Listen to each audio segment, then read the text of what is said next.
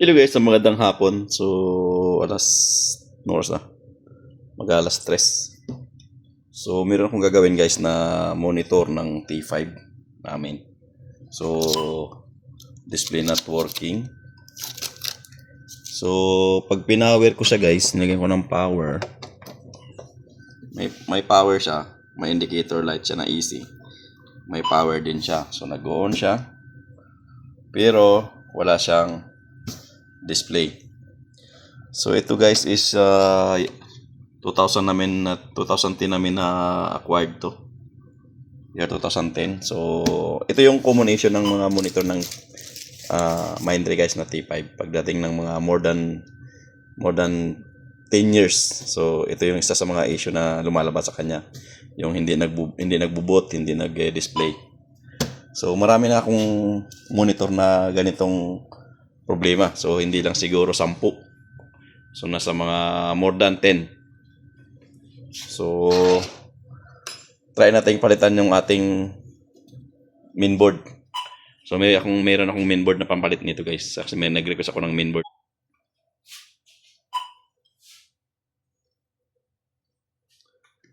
So, ito guys, ito yung mainboard ko na bago. So, yan. So, ano yan?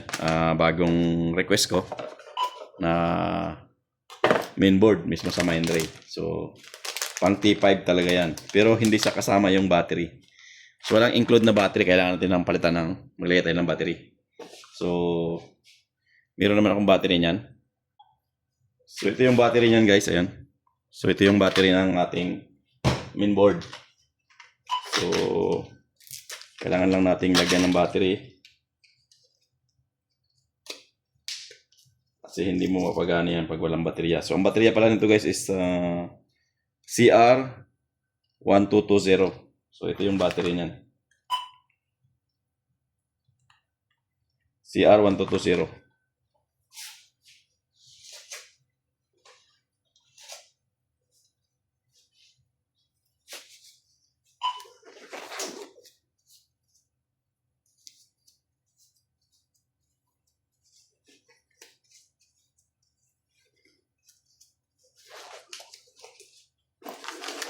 Natin to.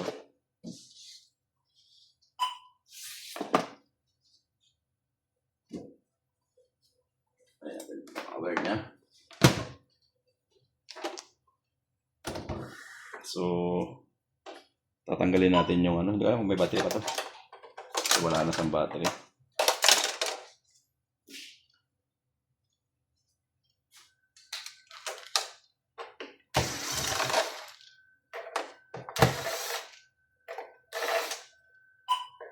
So, ito yung una-una naming Mindray guys na-purchase na ang Mindray. So, nag-start kasi kami ng Mindray around 2009.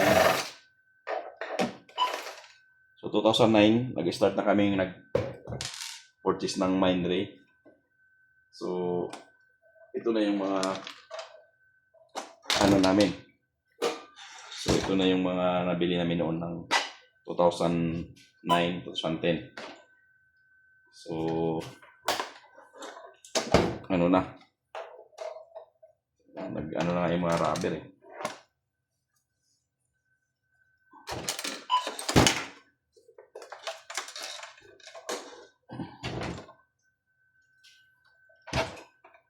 So, ito guys, medyo nanikit na to kasi sumantagal na eh.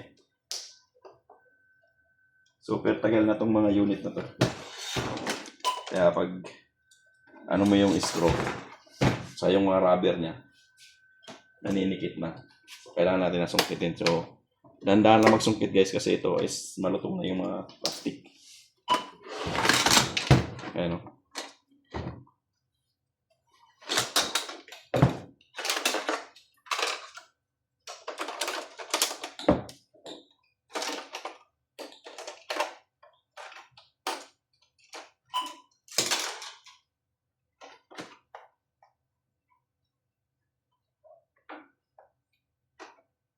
Dapat sila matanggal natin itong ating panel. Buo. Kailan? Sobrang tagal na guys. Na. nanikit na.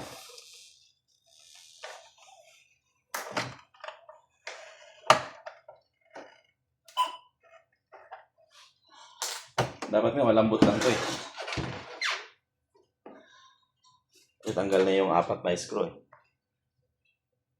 4 na screw lang yung ano nito guys, tornilyo. Kaya lang, medyo nanikit na nga lang talaga. Yan. So, yan. Saan namin? Gas-gas na nga eh. Puro gas-gas na yung ano natin, yung ating unit. So ito, puro basag-basag na rin yung ating plastic.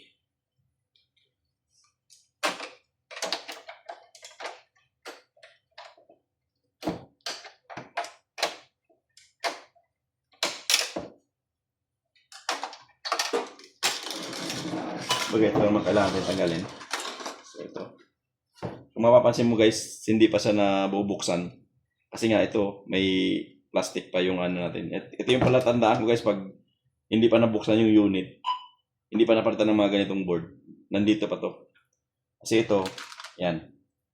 Wala yan.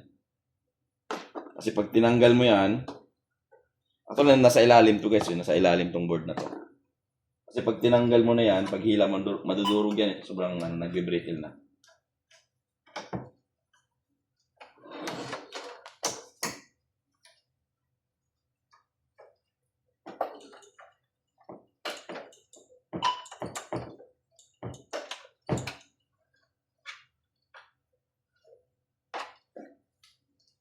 So, mayroong 4 na screw yan dito.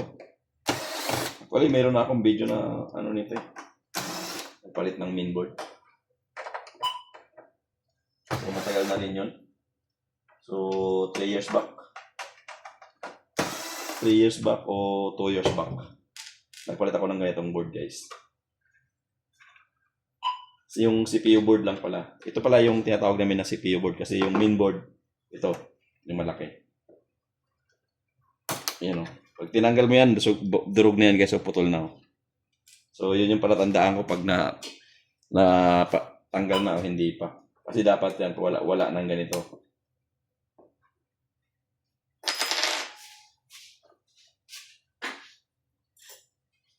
Kasi guys, mahirap yan tanggalin pag walang hawakan. Kaya kailangan mo talaga ng hawakan. Kasi mayroon yung, ano dito eh, naka-connector dito eh.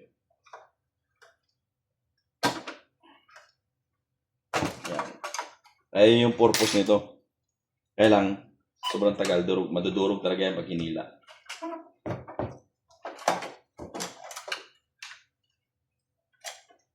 So yan.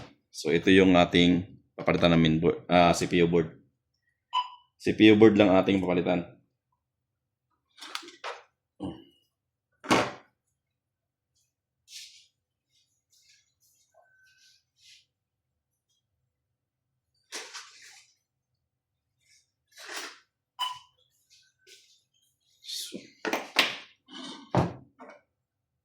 Tanggalin lang natin yung screw.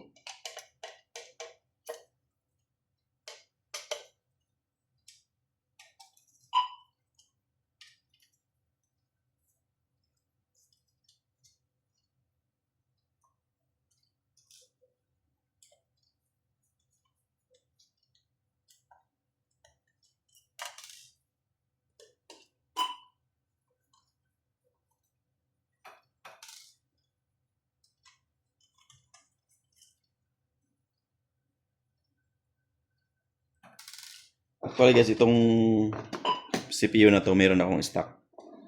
So, mahal na kasi yan, mahal yung CPU na yan. Kasi nga sa lumang model. So ito yung CPU board. Ito yung mainboard, yung pinaka motherboard niya kung sa computer. Ito yung pinaka motherboard niya. So ngayon, kukunin natin yung connector kasi may connector yan dito. Hindi natin maibalik pag walang connector, guys. Ito yung nasisira, ito. Itong GPU na to. Yung kasi yung pinaka-display.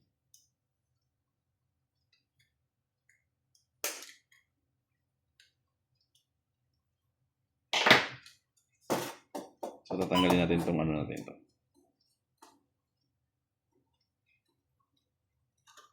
So ilipat natin dito.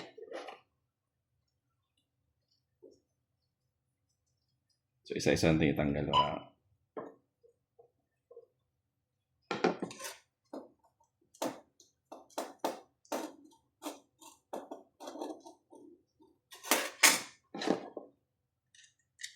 kasi yung ibang ano guys, ibang brands namin dito, hindi sila nagpapalit ng ganito kasi mahal nga yung board na to. So ako nga lang nagpupumilit na i-repair itong ganitong ano, T5 kasi nga sa ibang brands namin talagang dinidiscard na nila to. Hindi na nila nire-repair. Pag nasira, discard. So ako guys, wala pa akong dinidiscard na ganitong T5 na ano, na monitor. Kasi sa aming ICU, sa ICU meron kaming nasa mga almost 35 na T5 na Mindray. Bukod pa yun sa in-series namin. So ito guys kasi kaya nagkaganito to based sa obserbasyon ko lang. So kasi nga ito. So 24/7 yung 24/7 yung takbo nito, walang patayan. So tingnan mo naman kung ilang taon na siya na ginagamit sa area. So almost 16 years na walang patayan. So talagang susuko at susuko din talaga yung unit mo.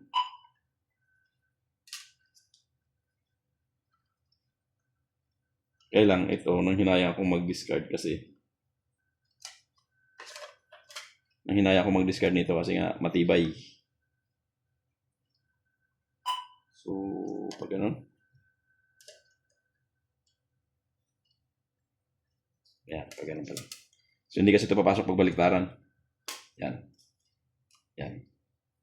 So, pag binaliktad mo guys, hindi yan papasok kasi magkaiba yung kanilang orientation. So, ibalik natin yung ating screw.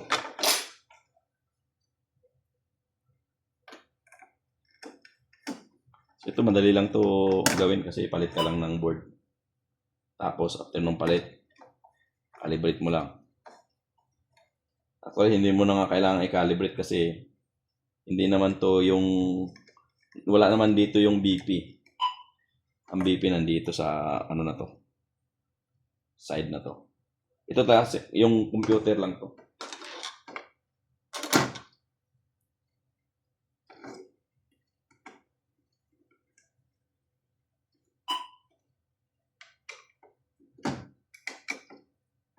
Yan. So, solid. So, naibalik na natin. So, ito yung ating luma. Yan. Ito naman yung bago. So, walang pinagkaiba yan guys, parehas. Ayun. Yung pinagkaiba lang nila is yung mayroon tong card na peripheral card sa pwede mong ilagay. Yung pinaka ano niya, memory. Pero meron na rin kasi dito, kaya hindi mo na kailangan din. So, ibalik na natin to.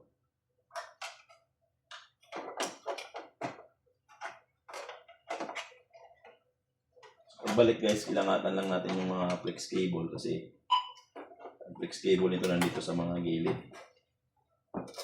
Yan. Tapos shoot mo lang doon sa ano. Diin mo lang guys kasi meron yang connector dito sa labas. So after nung connector, kabit na natin ulit yung ating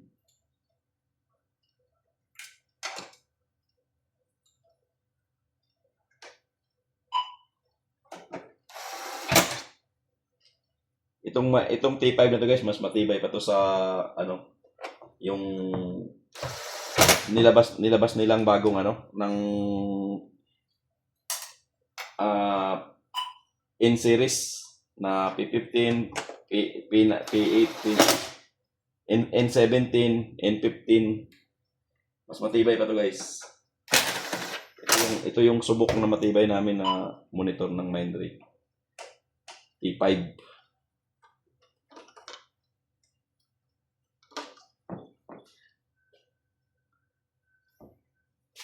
So, nung dumating kasi ako dito, ito yung bagong purchase ng Almana. Nag-start kami sa actually yung monitor namin dati guys talaga. Yung gamit naming monitor is yung Pastec. So US brand yon yung Pastec na yon yung gamit. Yun talaga yung ano namin dito. Mga monitor. Bago kami nagpalit ng Mindray. So yan, naibalik na natin. Ito hindi natin maibalik to kasi bungi na. So yan, kabit natin. So kami dati bago kami nag-change ng brand, ang gamit talaga namin is yung Pastec na US. So matibay din yun. Talagang modular din yun pero napakatibay. Ang lalaki. Yung 4000 CL, meron pa kaming 5,000 CL na model.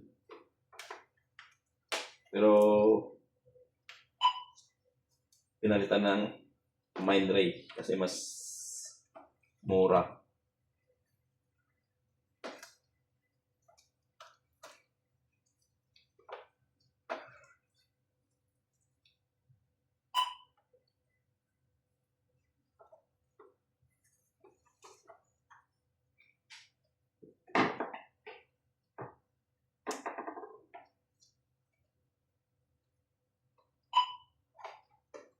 Yun.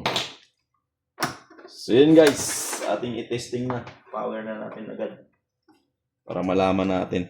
Ayan. Bismillah. Ayan, may power pa rin siya. Ayan natin kung may display. Kung tama ba yung hula natin. Baka may problema rin tayo dito sa pinaka ano niya. Ayun, may orange na ayun guys. Gumagana na. Okay yung ating display. Ayan. So buo na naman yung ating isang unit. So ayun. Actually guys, ito mga discard na to ng Kubar. Yung mga discard nila, kinukuha ko lahat. Yung mga discard nila ng T5. Ayun o. 10056 year 2010. So ayan. Wala nga siyang lagyan natin ng module kasi hindi niya makita.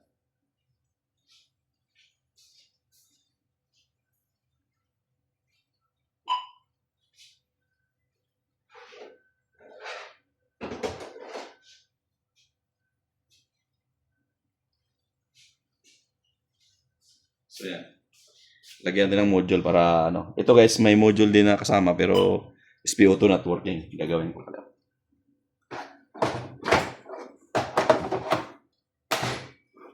Yan. Dapat sa ma-detect niya. Yung ating SPO2. Yan. May oras naman.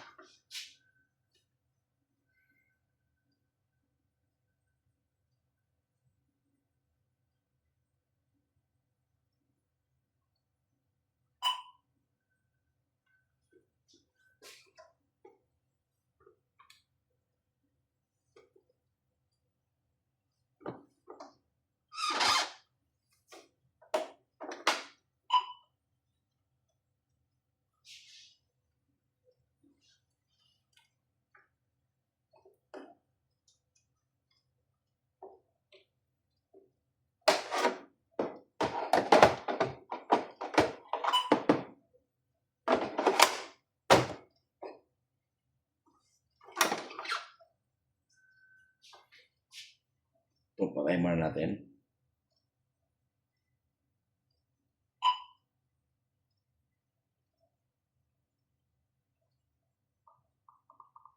Mamatay. Nagkakano.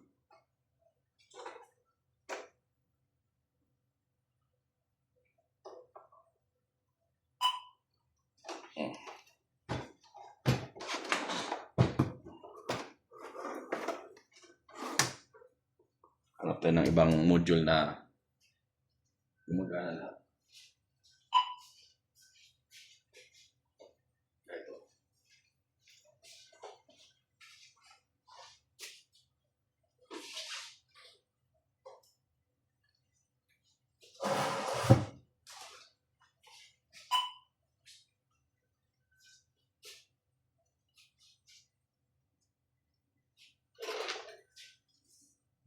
So, ayun.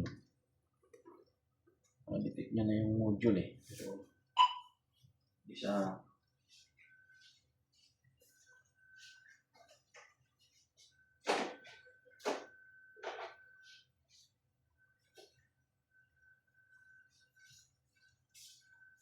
Ito okay.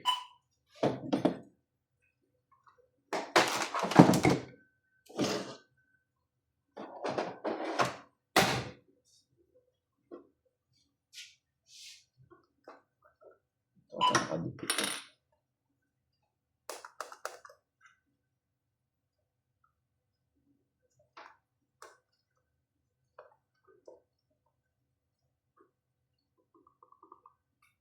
So yun guys, at least meron na siyang display. So napagana natin yung display. Ang ano lang natin is yung ito, hindi ko na ikabit pala yung isang white. So kabit ko muna.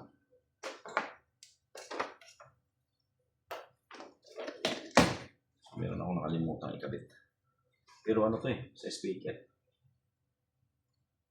Speaker tong hindi ko na ikabit eh.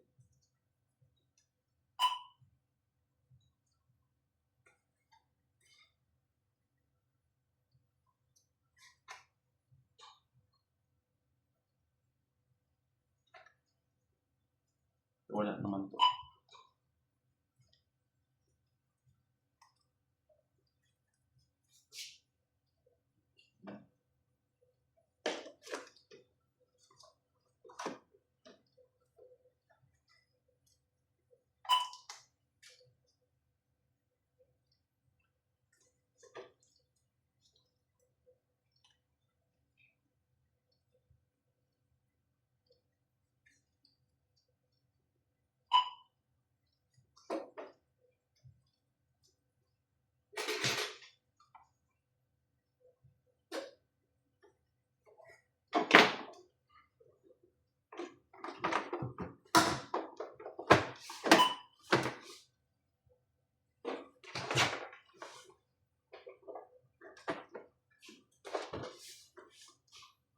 Yun.